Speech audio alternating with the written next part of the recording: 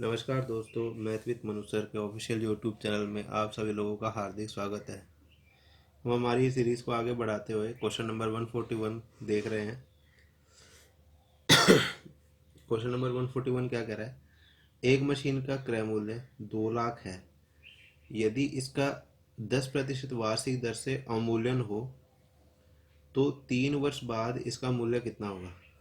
तो देखिए दोस्तों, क्या कह रहा है कि जो वस्तु है उसका मूल्य है 2 लाख रुपए और अवमूल्यन हो रहा है, यानी कमी हो रही है। तो 2 लाख, 1, 2, 3, 4, 5 और इसमें कमी हो रही है। ठीक है जी, 10% के हिसाब से 3 वर्ष तक। ठीक है, 10% का मतलब 1/10, कमी हो रही है तो 9/10 लिखेंगे। 9/10, 9/10 और 9/10। ठीक है जी, ये जीरो से जीरो कैंसिल आउट हो जाएंगे, 3 जीरो से 3 जीरो हो गए। अब हमारे पास में कितना बच जाएगा? 9 गुना 9 यानी कि 729 गुना में 200। ठीक है जी, और 729 गुना 200 कितना हो जाएगा मेरे पास में? ये हो जाएगा 145800। 145800। ठीक है जी, तो ये सवाल का आंसर है। चलिए दोस्तों, अगला सवाल देखते हैं क्या कह रहा है। देखिए दोस्तों, अगला सवाल है क्वेश्चन नंबर 142। क्या कह रहा है? एक व्यक्ति ने 72,900 में एक भूखंड खरीद कर उस पर 1,33,100 की लागत से मकान बनाया। यदि भूखंड के मूल्य में 10% वार्षिक की दर से वृद्धि हो तथा बिल्डिंग के मूल्य में 10% वार्षिक की दर से कमी हो तो कितने समय बाद दोनों का मूल्य समान हो जाएगा? अब ये सवाल पूछा हुआ है हमसे। अब इसमें क्या है कि वृद्धि या कमी की प्रतिशत तो इसने बता दी समान है, पर इसने एक चीज़ नहीं बताई यहाँ पे कि समय कितना लग रहा है, ये पूछ रहा है अपने से।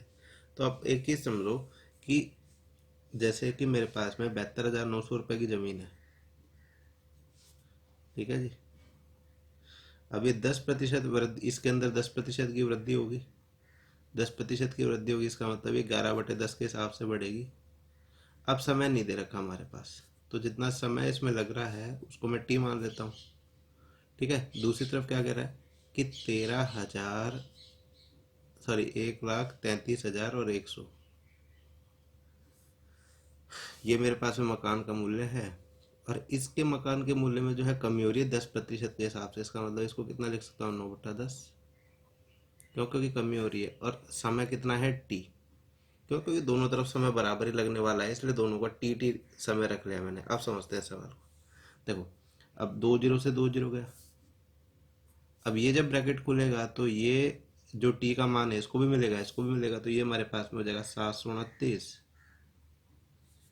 गुणा 11T अपॉन 10T बराबर 1331 गुणा 9T बटे 10T। और ये 10T से 10T कैंसिल हो गया। ठीक है जी, अब एक काम करते हैं। अब आप टी टी वाले एक तरफ कर लो अजर गुणा करके, और ये अंक अंक वाले एक तरफ कर लो। कैसे भी कर लो इसको, उसमें कोई दिक्कत नहीं है। चाहे इसको इधर ले आओ, इसको इधर ले आओ, कैसे भी कर लो। तो हम क्या करते हैं, इसको 1331 को इधर ले आते हैं, इसको इधर ले जाते हैं। तो ये मेरे पास में हो जाएगा 729 बटे 1331 बराबर 9T और बटे में 11T। सही है। अब देखो, 729, इसको आगे मैं यही लिख देता हूँ। तो 729 है उसको मैं लिख सकता हूँ कि 9 की घात 3। ठीक है, और 1331 को लिख सकता हूँ 11 की घात 3। सही है, और इधर 9T बटे 11T। सही है। अब ये दोनों क्या बराबर का चिन्ह लगा हुआ है, और टी का मान दोनों तरफ कितना आ रहा है? 3 3 आ रहा है। इसका मतलब टी का मान कितना हो जाएगा यहाँ पे? टी का मान कितना हो जाएगा? 3। यानी कि समय कितना लगेगा इनको? 3 साल का समय लगेगा बराबर होने में। ठीक है जी, चलिए अगला सवाल देखते हैं दोस्तों। देखिए दोस्तों, अगला सवाल हमारे सामने क्वेश्चन नंबर 143 क्या कह रहा है? प्रत्येक वर्षांत में एक तालाब में मेंढकों की संख्या में 10% की वृद्धि होती है। वर्षारंभ 2004 में तालाब में 2,14,000 मेंढक थे। वर्ष 2006 के अंत में तालाब में मेंढकों की संख्या। तो क्वेश्चन नंबर 143 हमारे पास में क्या कह रहा है, वर्षारंभ 2004 में, यानी कि स्टार्टिंग का दे रखा है आपकी बार यहाँ पे 2,14,000 मेंढक है।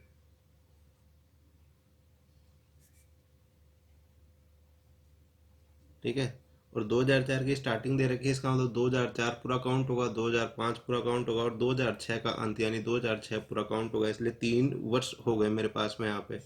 ठीक है, और 10% का हिसाब है, वृद्धि हो रही है, तो इसका मतलब ये हो जाएगा 11/10 गुणा 11/10 और गुणा 11/10। ठीक, 3 0 से 3 0 गए। अब ये हो जाएगा मेरे पास में 214 गुणा 1331। तो 214 गुणा 1331 मेरे पास में कितना हो जाएगा यहाँ पे 28 48 34 28 48 34। ठीक है जी, चलिए अगला सवाल देखते हैं दोस्तों। देखिए दोस्तों, अगला सवाल है हमारे पास में क्वेश्चन नंबर 144। क्या कह रहा है, बेहतर बच्चों की कक्षा में कतारों तथा स्तंभों में इस प्रकार खड़े हैं कि प्रत्येक कतार में बच्चों की संख्या प्रत्येक स्तंभ में बच्चों की संख्या से 12.5% अधिक है। इसका मतलब कतार में बच्चे ज़्यादा हैं स्तंभ से। तो मेरे पास में दो कैटेगरी हो गई, कतार और स्तंभ। ठीक है, 12.5 अधिक प्रत्येक कतार में बच्चे की संख्या, तो कतार और स्तंभ। सही है, 12.5 का मतलब होता है 1/8। सही है, इसका मतलब स्तंभ में 8 है तो कतार में कितने हो जाएंगे 9। अब देखो यहाँ पे बच्चों की संख्या मेरे को 72 दे रखी है और कतार गुणा स्तंभ 9 × 72 आ रहा है। इसका मतलब एक कतार में कितने बच्चे हैं 9। ये हमारा आंसर हो जाएगा। बिल्कुल सिंपल सा क्वेश्चन था दोस्तों ये। ठीक है जी, चलिए अगला सवाल देखते हैं दोस्तों। देखिए दोस्तों, अगला सवाल है क्वेश्चन नंबर 145। क्या कह रहा है, यदि किसी वर्ग की प्रत्येक भुजा में 10% की वृद्धि कर दी जाए तो इसके क्षेत्रफल में कितनी वृद्धि होगी। तो ये सवाल क्या है, मैं आपको दो तरीके से समझाऊंगा। एक तो देखो, सबसे पहले हमारे पास में क्या सिस्टम है, सबसे पहले हमारे पास में सिस्टम है, हम इस सवाल को कैसे करेंगे। जैसे मान लो कि मेरे पास में दो भुजाएं हैं, इसकी लंबाई और चौड़ाई होती है, लंबाई और चौड़ाई। सही है, और क्षेत्रफल का मतलब क्या होता है, लंबाई गुणा चौड़ाई, लंबाई गुणा चौड़ाई, ये क्षेत्रफल होता है।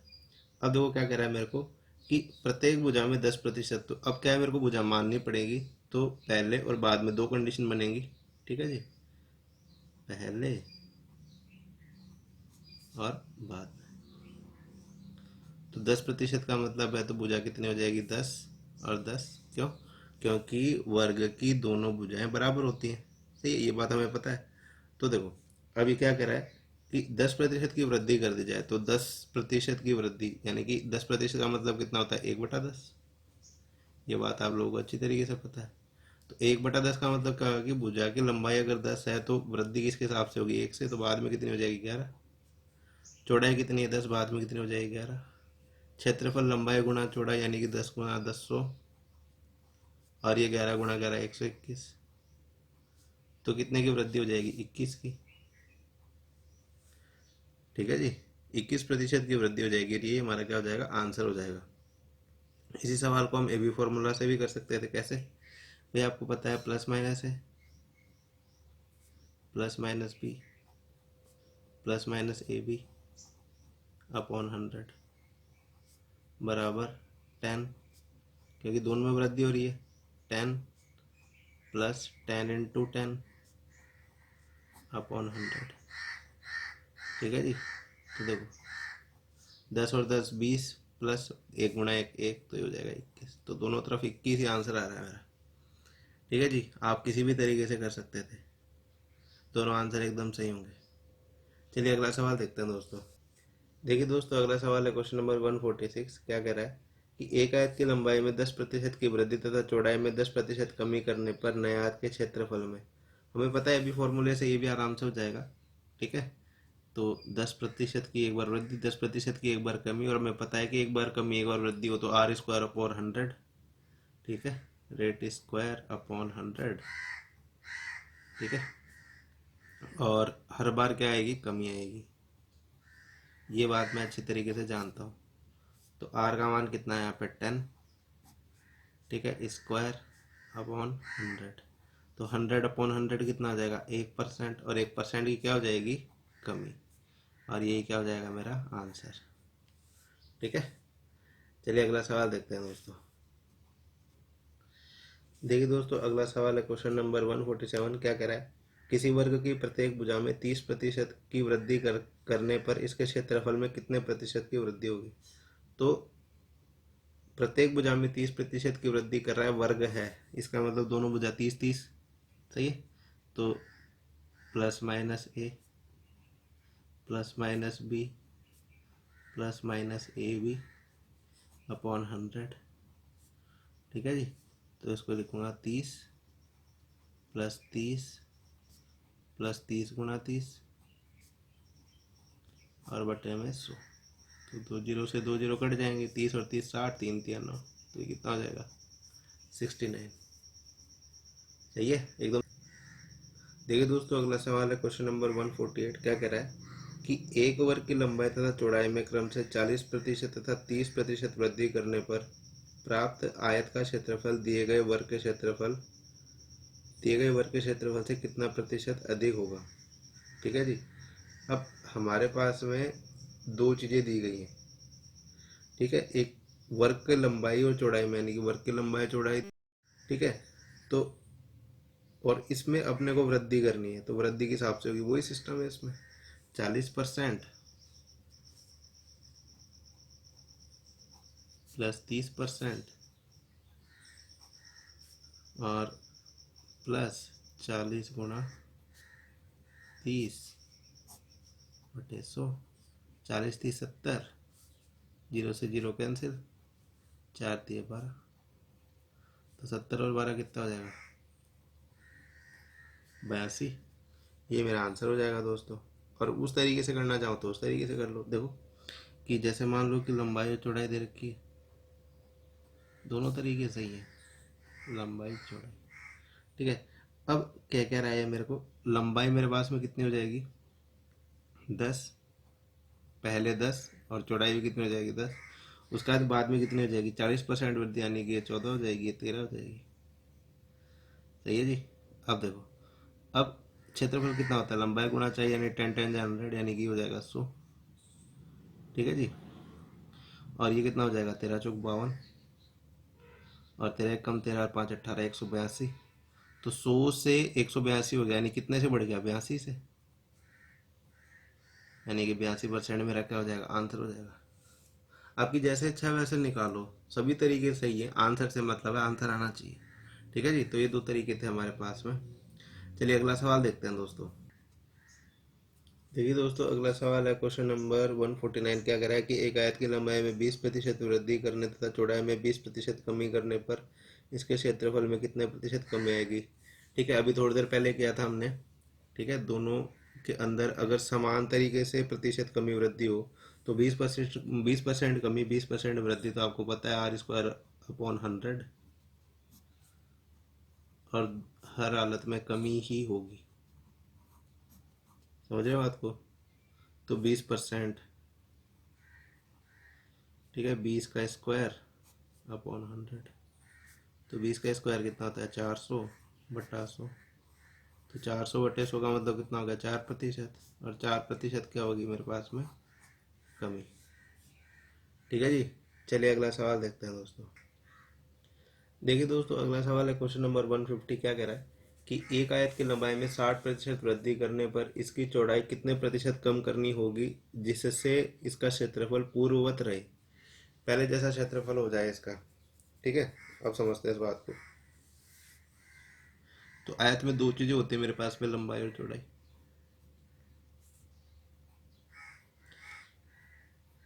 अब आपके जो भी नंबर इच्छा में आ रहा है ना, जो भी दिमाग में आ रहा है, जो भी आप कहोगे कि सर 1 2 3 4 5, जो भी इच्छा है ना वो मान लो, लंबाई और चौड़ाई भी अपने हिसाब से मान लो।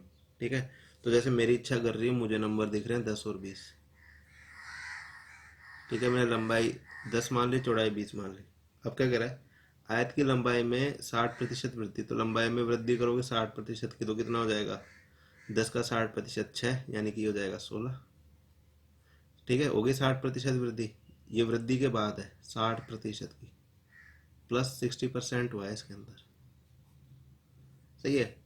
अब क्या करें कि चौड़ाई में कितनी कमी करें कि क्षेत्रफल उतना ही रहे, तो ये अब मेरे को नहीं पता।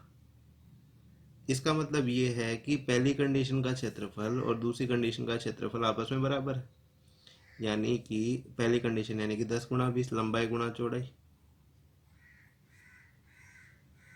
बराबर हो जाएगा 16 गुणा एक्स के। ठीक है जी। अब देखो 2 से कितनी बार जाएगा, 8 बार।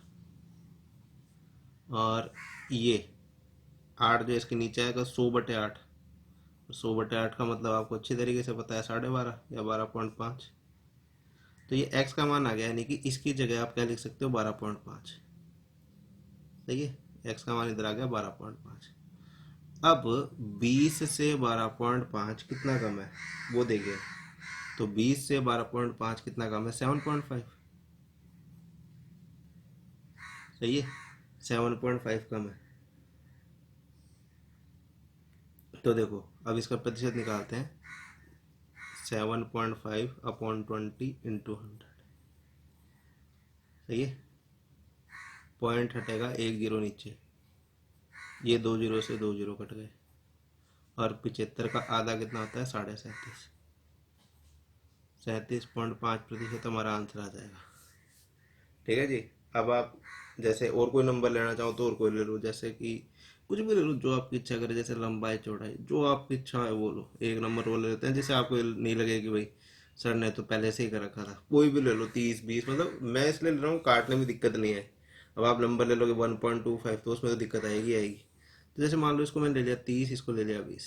ठीक है, इसमें क्या होगा कि ये चेंज भी हो गया। देखो पहले ये छोटा था ये बड़ा था, अब क्या ये बड़ा ये छोटा है। ठीक।